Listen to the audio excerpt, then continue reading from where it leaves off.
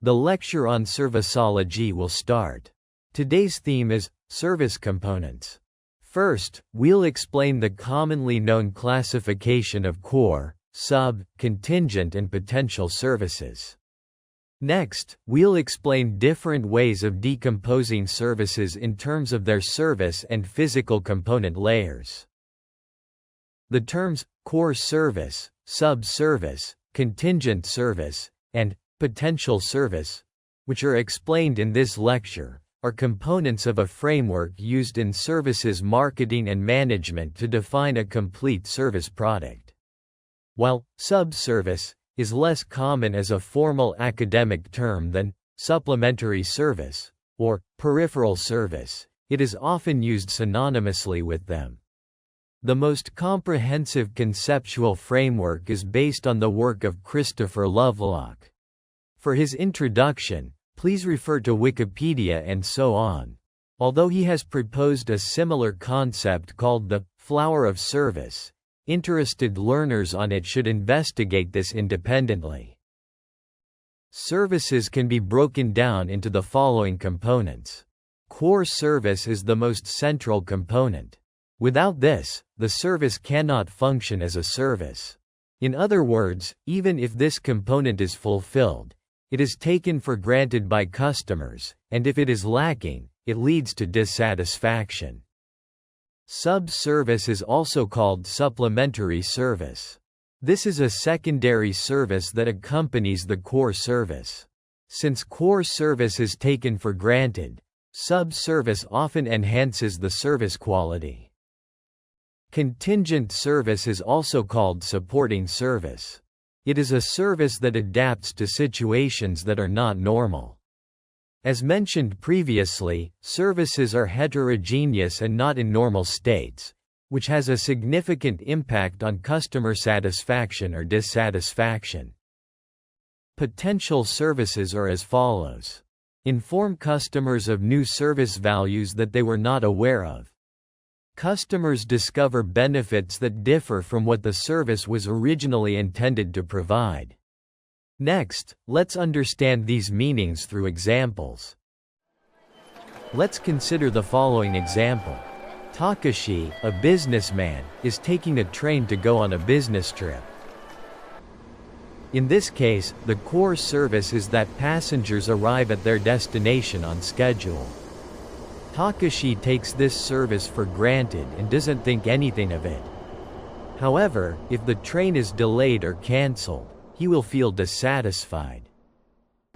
Next, the following announcement was made inside the train. Please look out the window on your right. You can see Mount Fuji in the distance. Upon hearing this announcement, he was very happy, saying, "I'm glad I got to see the beautiful Mount Fuji." This announcement was not part of the regular service but was made by the conductor on the spot. This announcement made him feel satisfied. So, this announcement is not a core service but a sub-service. Due to his schedule, Takashi had no choice but to eat lunch on the train. This bento box was purchased at a famous restaurant. Eating while looking out the window at the peaceful rural landscape was unexpectedly wonderful.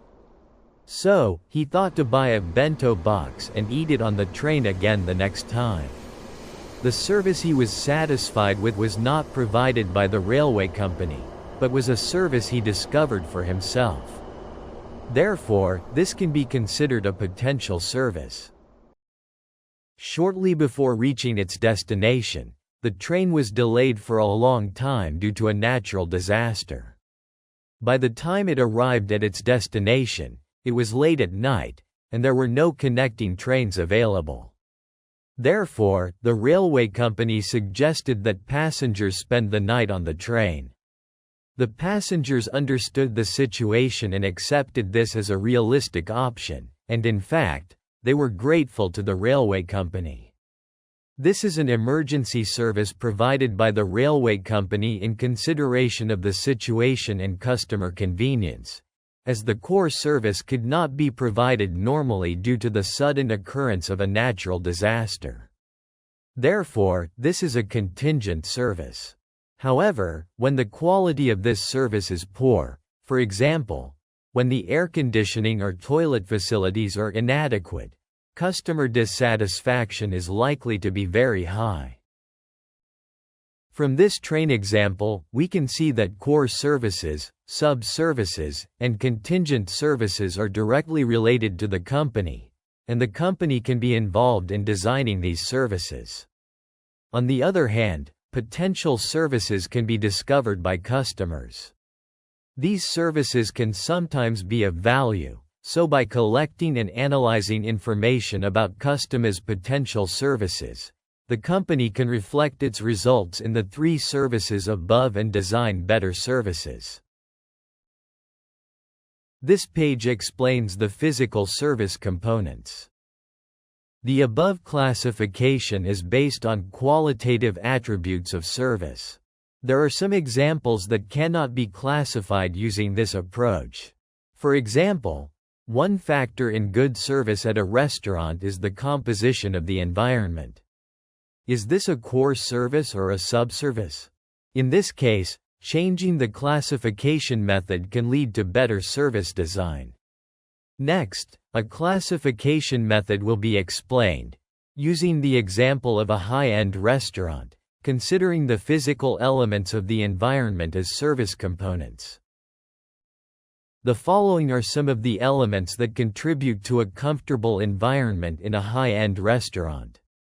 Chandelier lighting and natural light from windows. Majestic walls and paintings. Clean tables and chairs, and appropriate spacing. Expensive glasses, knives, and forks. Background music that does not interfere with conversation. Others. These may be considered core services or sub-services depending on the person. For example, some people may believe that the core service of a high-end restaurant is that the furnishings must be luxurious. On the other hand, others may think that even if the furnishings are inexpensive, as long as the space ensures an enjoyable conversation, that is sufficient. Therefore, not all service examples strictly fit into the aforementioned service categories. In such cases, it is recommended that you develop your own classification system. The top-level frame indicates that there are multiple service components in a restaurant. Other service components will be explained elsewhere. Here, we will focus on a comfortable environment. Let's say a comfortable environment can be broken down into 3 components, as shown here. From the left, it has a comfortable room temperature, quiet enough for conversation, and comfortable seated. All of these are essential service components in a high-end restaurant. The layer to which these belong is called the service component layer, and is qualitative. Each component can be broken down further, and the layers below this can be expressed more concretely and are called the physical component layer. Now, let's consider further breaking down the component of quiet enough for conversation. Let's consider the factors that affect quietness. From left to right, these could be curtains and floor material affecting conversation sound, the background music, and staff voices and operation noise. Various decompositions can be considered for other elements as well. Breaking down the factors that affect a service into these physical components not only improves the accuracy of service design but also has the advantage of allowing you to share your thinking with your colleagues by visualizing it in this way. Note that the yellow frames here represent pleasantness or positive comfort, and the blue frames represent comfort or passive comfort. Simply put, the former refers to elements that enhance comfort when present, while the latter refers to elements that cause discomfort when present or feel comfortable when absent. This will be explained in more detail later. Key points of the lecture is here. 2 perspectives on service components. The first half introduces qualitative elements. The classification of core, sub, contingent, and potential services are sometimes unclear, and their roles can change.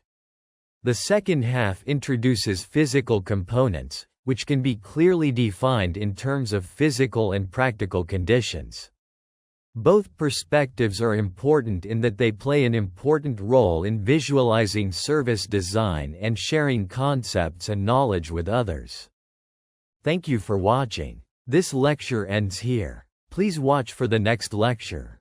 The URL for the next lecture is listed in the description box of the opening lecture, whose URL is in this description box.